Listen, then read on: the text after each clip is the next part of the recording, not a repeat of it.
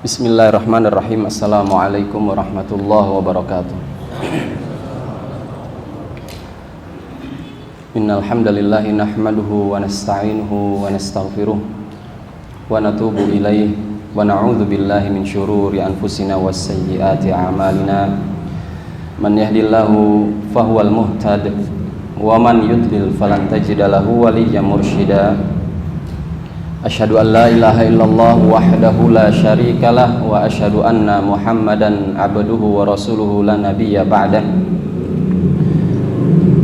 Ya ayyuhalladzina amanu taqullaha haqqa tuqatih wa la tamutunna illa wa antum muslimun. Tsumma amma ba'du fa inna asdaqal haditsi kitabullah wa khairal hadi hadi Muhammadin sallallahu alaihi wa ala alihi washabbihi wasallam. Wa syarrul umuri muhdatsatuha wa kullu muhdatsatin bid'ah wa kullu bid'atin dhalalah wa kullu dhalalatin finnar. Ayyuhal ikhwani fid din al ahibba azzani Allahu wa iyyakum. Alhamdulillah kesempatan kali ini kita kembali dapat bertemu, berkumpul bersama-sama menjalani salah satu aktivitas rutin harian kita dan terus akan kita jalankan sampai ajal menjemput, yakni thalabul ilm, karena ini adalah merupakan bagian dari kewajiban kita sebagai seorang muslim. Alhamdulillah yang telah memberikan banyak nikmat kepada kita semua berupa iman, Islam, waktu luang, kesehatan, sehingga Allah masih memberikan kesempatan kepada kita untuk beribadah kepadanya. Ikhwani fid din azinallahu wa iyyakum. Ada satu ayat yang patut kita renungi dan kita tadaburi.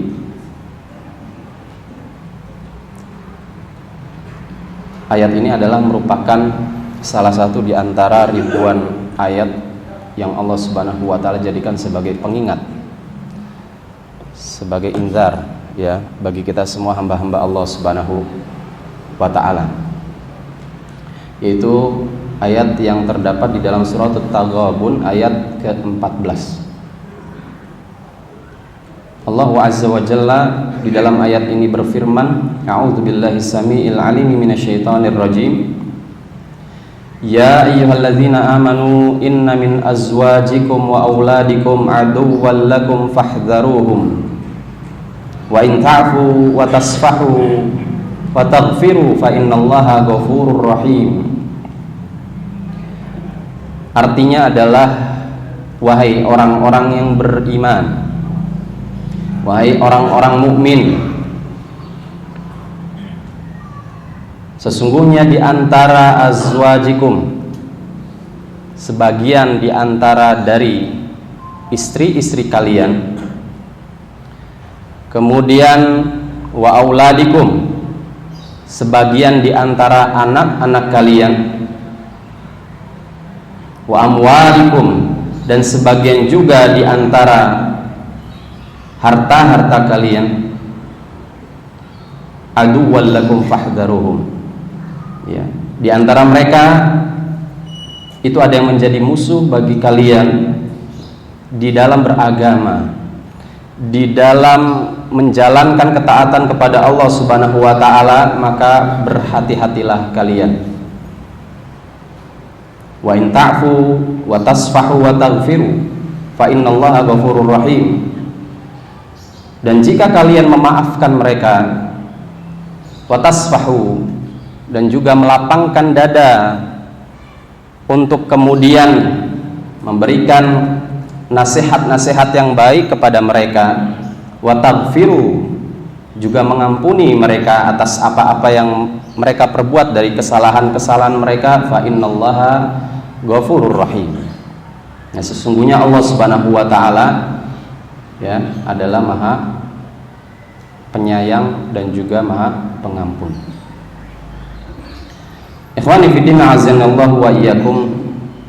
Di dalam ayat ini, awal-awal ayat ini Allah Subhanahu wa taala menekankan dengan memberikan peringatan kepada kita. Jadi warning yang harus diperhatikan untuk siapa? Alladzina amanu, untuk orang-orang yang beriman, bukan untuk ya ayuhan nas. Karena ini kaitannya adalah dengan keimanan seseorang dalam menjalani ketaatan kepada Allah Subhanahu wa taala. Ada di dekat kalian itu dari istri-istri kalian dan juga anak-anak kalian yang akan berpotensi menjadi musuh, yang akan menghalang-halangi kalian untuk beribadah kepada Allah Subhanahu wa taala, untuk kemudian memalingkan kalian dari ketaatan kepada Allah Subhanahu wa taala. Karena mereka adalah fitnah yang Allah Subhanahu wa taala ciptakan untuk kalian. Ya. Mereka adalah bagian dari fitnah. Di dalam ayat lain, di dalam surah Al-Munafiqun yang senada, Allah Subhanahu wa taala juga mengingatkan kita. Ya ayyuhalladzina amanu la tulhikum amwalukum wa auladukum an dzikrillah.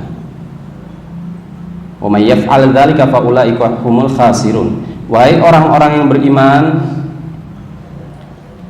jangan sampai harta-harta kalian dan juga anak-anak kalian melalaikan atau memalingkan kalian dari zikir, ingat, taat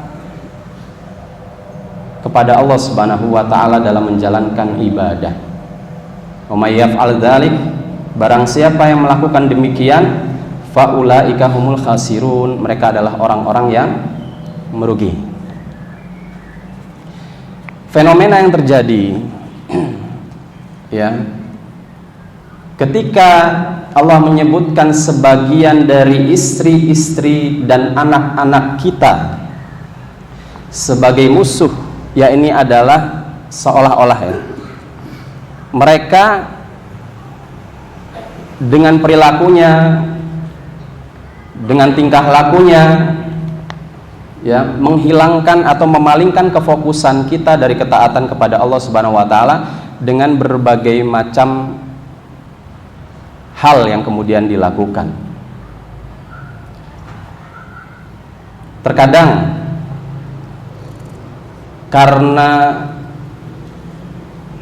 tidak enak meninggalkan istri dan anak-anak, dan mereka mengeluh tidak mau ditinggal, padahal keluarnya kita dari rumah kita itu adalah dalam rangka menunaikan amanah besar kita, terkhusus ya kita di sini untuk dakwah misalnya.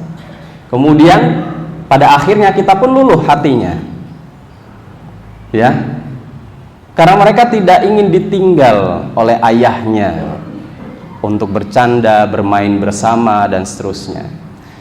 Ini satu hal, satu sisi di mana ketika mereka menjadi pemaling, sebab pemaling kita dari ketaatan kepada Allah Subhanahu wa taala. Gitu ya. Ada keluhan kadang dari istri dan juga anak-anak. Yang keluhan itu membuat kita goyah kemudian untuk tetap kokoh dan istiqomah. Kalau kita bertahan di sini terus, kapan kita bisa menikmati hidup yang cukup, hidup yang nyaman? Bulanan aja dapat segini, Bi, untuk makan, untuk jajan anak, sekolah anak, segala macem.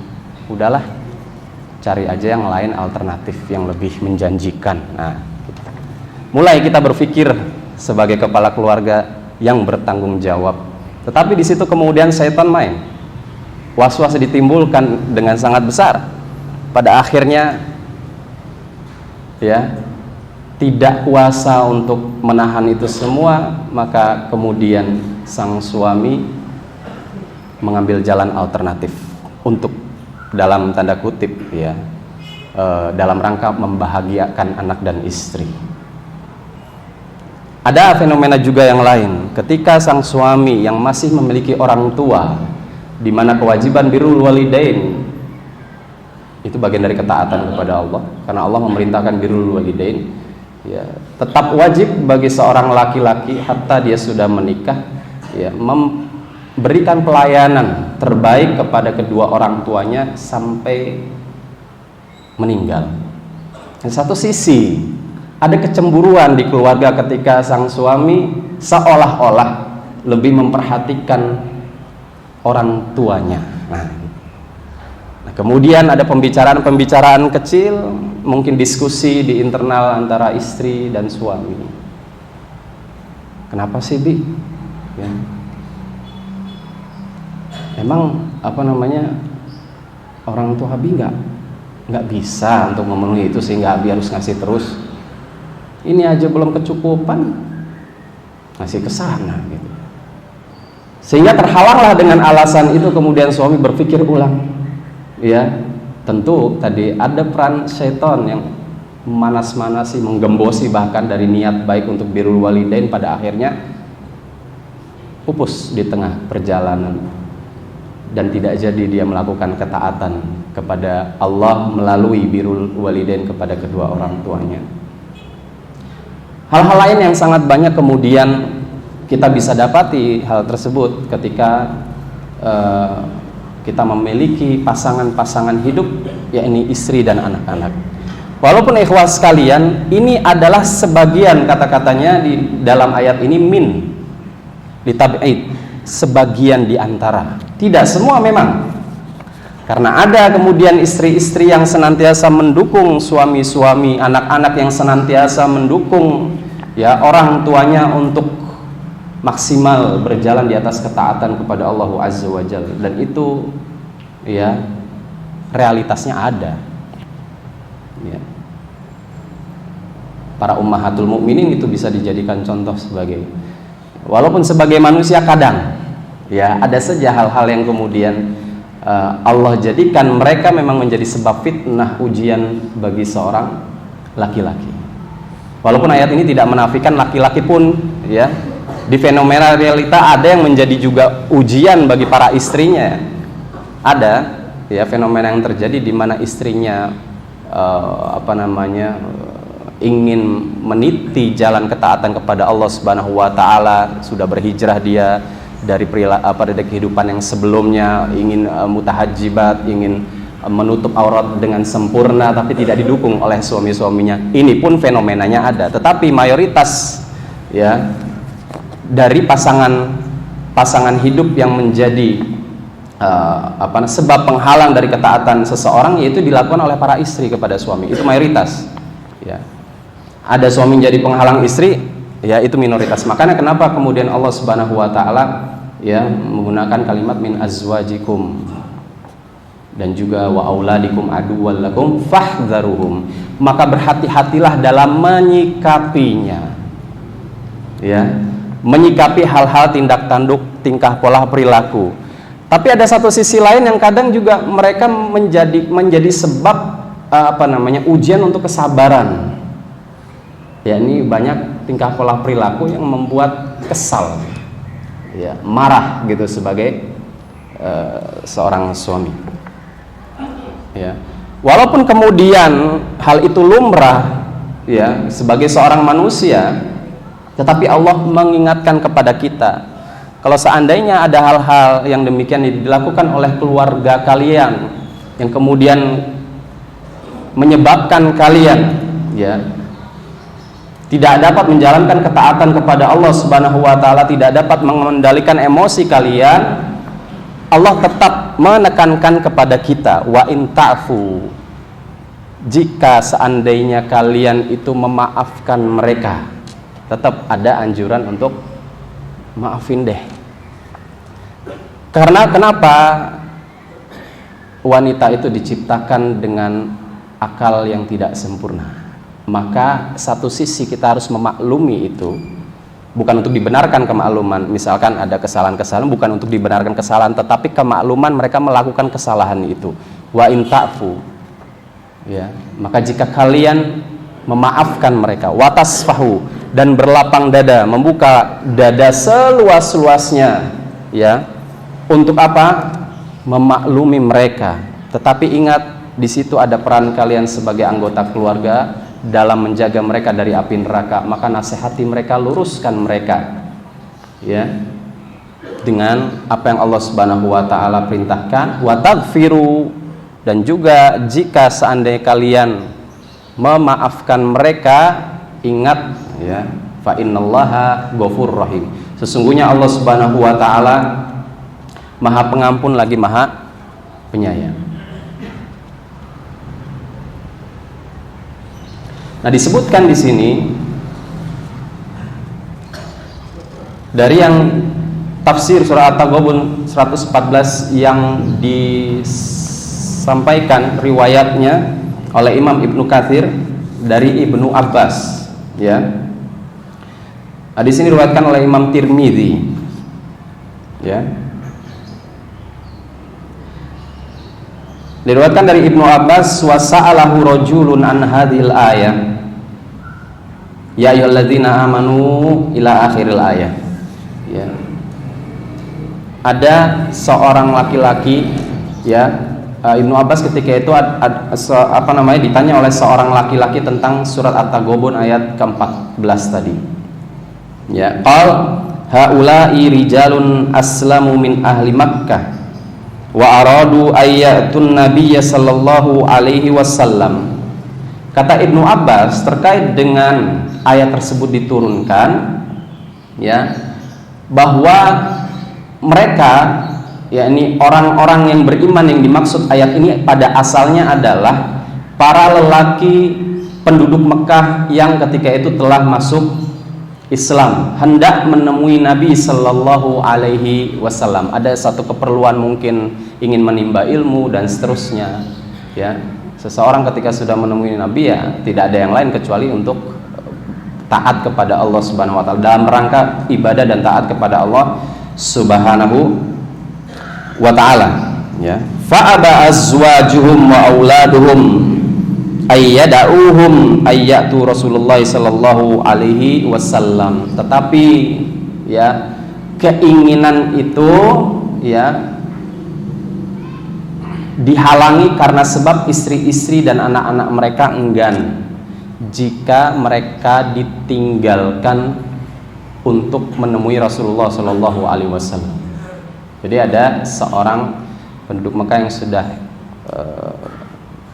masuk Islam, ya, pada suatu saat mereka hendak mengunjungi Nabi Shallallahu Alaihi Wasallam, tetapi istri dan anaknya nggak mau ditinggalin, ya, berat untuk ditinggalin, ya, mungkin dengan bahasa-bahasa yang tadi, ya, kenapa sih sering amat gitu, ya, nemuin Rasulullah Shallallahu Alaihi Wasallam, mungkin saking seringnya. Nah, kemudian mereka berkeluh kesah kepada suaminya, ya. Nah, kemudian ketika mereka mendatangi Rasulullah Sallallahu Alaihi Wasallam, ya, falamma atau Rasulullah Sallallahu Alaihi Wasallam ra'au nasa qad faquhu fid din hammu ayyu'aqibuhum, ya.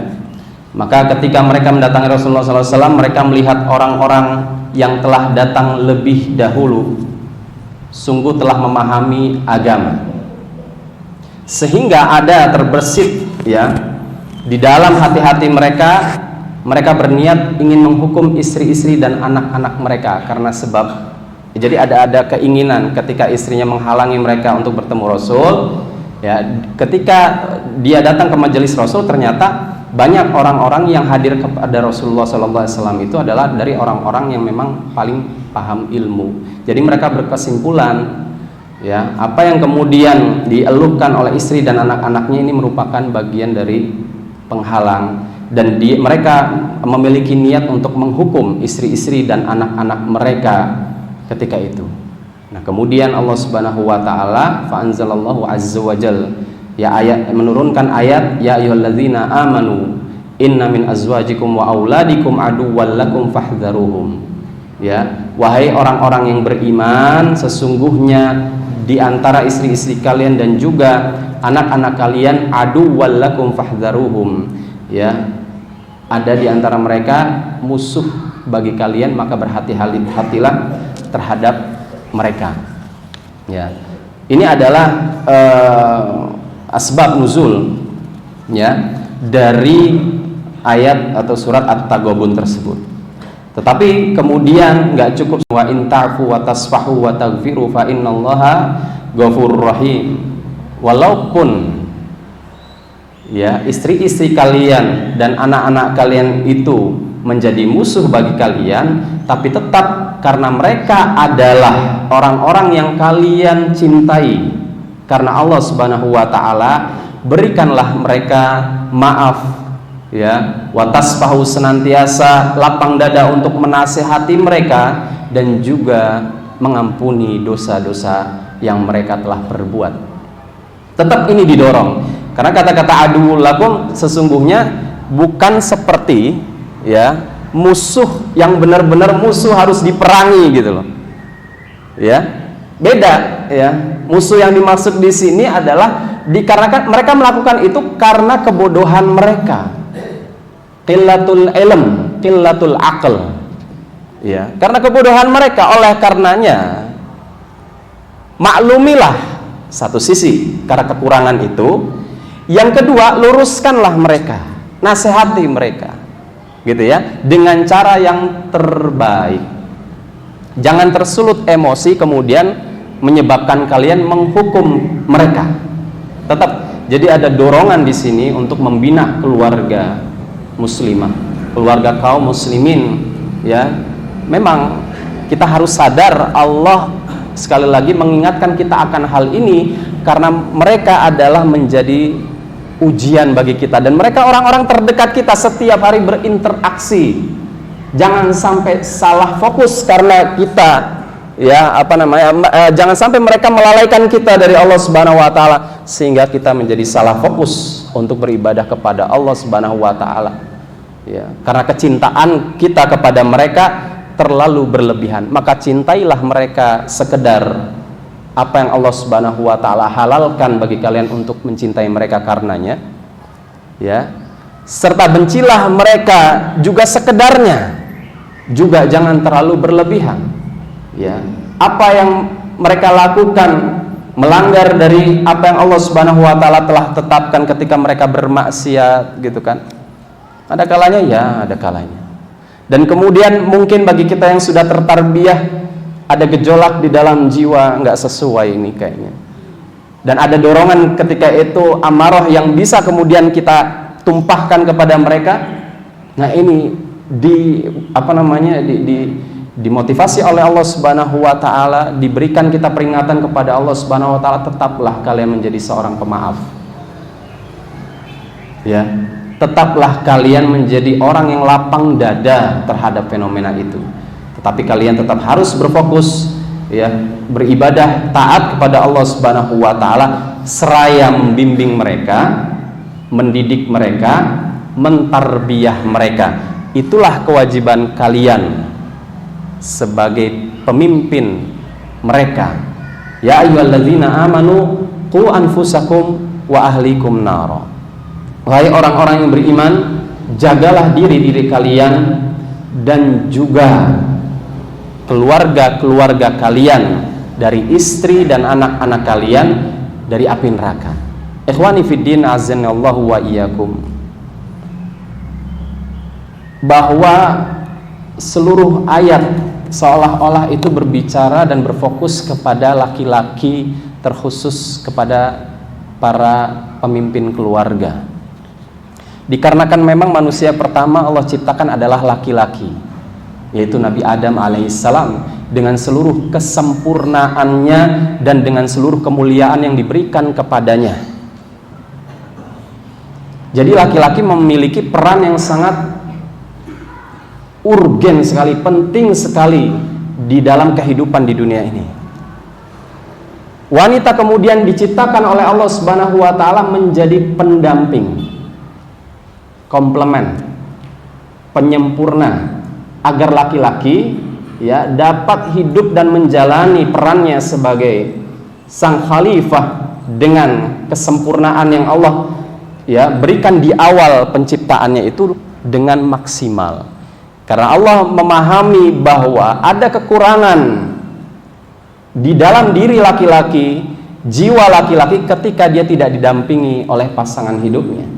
Maka dari itu, untuk kemudian menguatkan dan mengokohkan langkah mereka di atas jalan Allah Subhanahu wa taala, menjalankan peran kekhilafahan syariah di atas muka bumi ini, perlu adanya pendamping hidup. Dan untuk melanggengkan terus ya, agar kemudian tugas tersebut tidak putus di tengah jalan, mereka perlu adanya penerus. Dan tidak akan mungkin adanya penerus ya, ini berupa keturunan-keturunan yang soleh, kecuali mereka diberikan pasangan oleh Allah Subhanahu wa taala untuk menjalani kehidupannya di dunia. Oleh karenanya, satu sisi mereka diberikan oleh Allah untuk menguatkan, tapi satu sisi juga mereka seperti harta yang dititipkan kepada kalian menjadi fitnah buat kalian. Fahdharuhum, maka berhati-hatilah dalam menyikapi mereka. Ya, berhati-hatilah dalam menyikapi mereka. Jangan lebay sampai kemudian banyak kasus KDRT karena ketidaksepemahaman. Itu kan karena lontaran tumpahan emosi yang terlalu lebay. Masuk setan di situ. Tujuannya memang untuk memisahkan pada akhirnya. Tapi kadang permasalahan-permasalahan kecil dapat menjadi besar. Kenapa? Karena kita sebagai laki-laki yang diberikan akal lebih tidak mampu mengontrol dan memanage emosi kita. Gitu kan? Harusnya menyikapi orang yang memiliki akal tidak sempurna, dalam tanda kutip, kita harus lebih dewasa lagi, kita harus lebih berakal lagi dalam menghadapi hal itu. Wa in ta'fu wa tasfahu wa taghfiru. Kalian orang yang diberikan akal oleh Allah Subhanahu wa taala melebihi daripada akal istri dan anak-anak kalian, maka kalianlah yang harusnya lebih dewasa. Sikapi sikap-sikap mereka itu dengan cara yang bijak, dengan cara yang elegan, dengan cara yang baik, yang hikmah.